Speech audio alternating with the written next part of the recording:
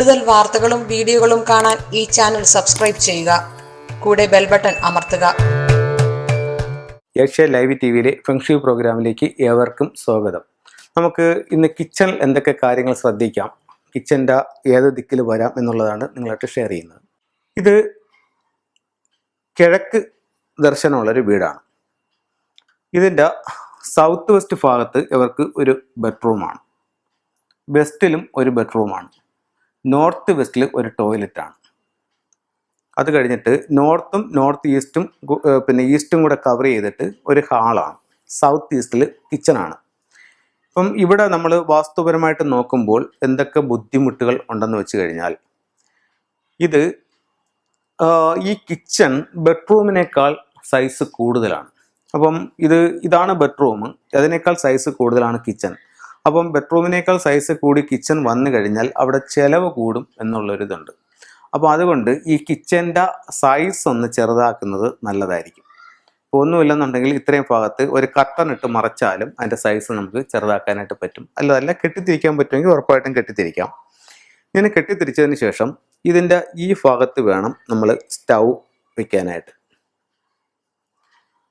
ഈ ഭാഗത്ത് നിങ്ങൾക്ക് സിങ്ക് ഉപയോഗിക്കാനായിട്ട് സാധിക്കും. അത് അവിടെ അല്ലെന്നുണ്ടെങ്കിൽ ഇവിടെ വേണമെങ്കിലും ചെയ്യാം. ഇത് അതിൻ്റെ അടുക്കളയുടെ നോർത്ത് ഈസ്റ്റ് ആവും, ഇത് അടുക്കളയുടെ നോർത്ത് ആവും, ഇത് അടുക്കളയുടെ സൗത്ത് ഈസ്റ്റ് ആവും. മൊത്തം വീടിൻ്റെയും സൗത്ത് ഈസ്റ്റ് അവിടെ തന്നെയാണ്. അപ്പോൾ ഇതുപോലെ ഒരു പാർട്ടീഷൻ ചെയ്ത് കൊടുക്കുകയാണെന്നുണ്ടെങ്കിൽ ഈ ഒരു അടുക്കളയുടെ പ്രശ്നം പരിഹരിക്കാനായിട്ട് സാധിക്കും. അതുപോലെ നമുക്ക് അടുക്കളയിൽ ഉപയോഗിച്ചു കൂടാത്ത സാധനങ്ങൾ, റെഡ് കളർ അടുക്കളയിൽ ഉപയോഗിക്കുന്നത് നല്ലതല്ല. റെഡ് ഉപയോഗിച്ച് കഴിഞ്ഞാൽ അഗ്നിബാധയ്ക്കുള്ള സാധ്യത വളരെ കൂടുതലാണ്. അതുകൊണ്ട് റെഡ് കളർ പരമാവധി അടുക്കളയിൽ നിന്നും മാറ്റുക. ഒരുപാട് അനുഭവങ്ങളുണ്ട്.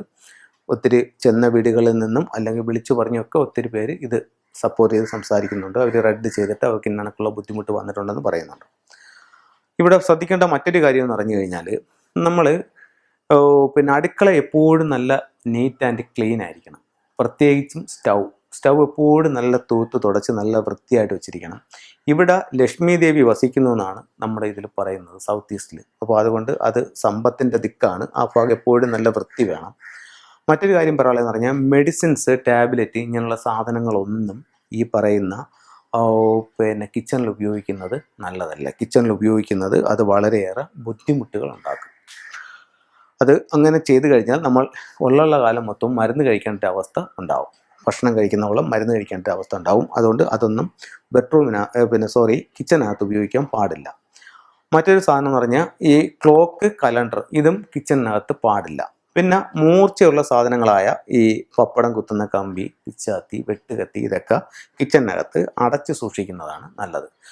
മാത്രമല്ല ന്യൂസ് പേപ്പറുകൾ വിരിച്ചിട്ട് ഒരുപാട് വീടുകളിൽ അടുക്കളയിലേക്കുള്ള സാധനങ്ങൾ, മഞ്ഞൾ, കടുക് അങ്ങനെയുള്ള സാധനങ്ങളൊക്കെ ന്യൂസ് പേപ്പർ വിരിച്ചിട്ട് ഇട്ട് വെക്കുന്നതായിട്ട് കണ്ടിട്ടുണ്ട്. ന്യൂസ് പേപ്പർ, ഇന്നത്തെ പത്രം പോസിറ്റീവ് എനർജി, പിറ്റേന്നായി കഴിഞ്ഞാൽ അത് നെഗറ്റീവ് എനർജിയാണ്. അതുകൊണ്ട് ന്യൂസ് പേപ്പർ പരമാവധി ഒഴിവാക്കുക. അപ്പോൾ അതെല്ലാം പേപ്പർ ഇട്ടിട്ടേ പറ്റുള്ളൂന്നുണ്ടെന്നുണ്ടെങ്കിൽ നമ്മുടെ ബുക്ക് ബൈൻഡ് ചെയ്യുന്ന പോലെ ബ്രൗൺ പേപ്പറോ മറ്റോ എന്തെങ്കിലുമൊക്കെ ഇട്ടിട്ട് അത് കറക്റ്റ് ചെയ്യാവുന്നതാണ്. അതുപോലെ മറ്റൊരു കാര്യം ശ്രദ്ധിക്കേണ്ടതെന്ന് പറഞ്ഞു കഴിഞ്ഞാൽ, സ്റ്റൗ ഇരിക്കുന്നതിൻ്റെ നേരെ ഓപ്പോസിറ്റ് ഫ്രിഡ്ജ് വരാൻ പാടില്ല. സ്റ്റൗ അഗ്നിയും മറ്റത് വെള്ളവുമാണ്. ഇത് മുഖത്തോട് മുഖം വന്നാൽ അടിയാവും. അതുപോലെ സിങ്കും ഇതും മുഖത്തോട് മുഖം വരുന്നതും നല്ലതല്ല. പിന്നെ ചില വീടുകളിൽ നമ്മൾ കണ്ടേക്കുന്ന, ഇവിടെ സ്റ്റൗ വന്നിട്ടുണ്ട്, അതിനോട് ചേർന്ന് തന്നെ ഇവിടെ സിങ്ക് വന്നിട്ടുണ്ട്. അപ്പോൾ അവർക്കതവിടെ മാറ്റാനും ബുദ്ധിമുട്ടാണ്.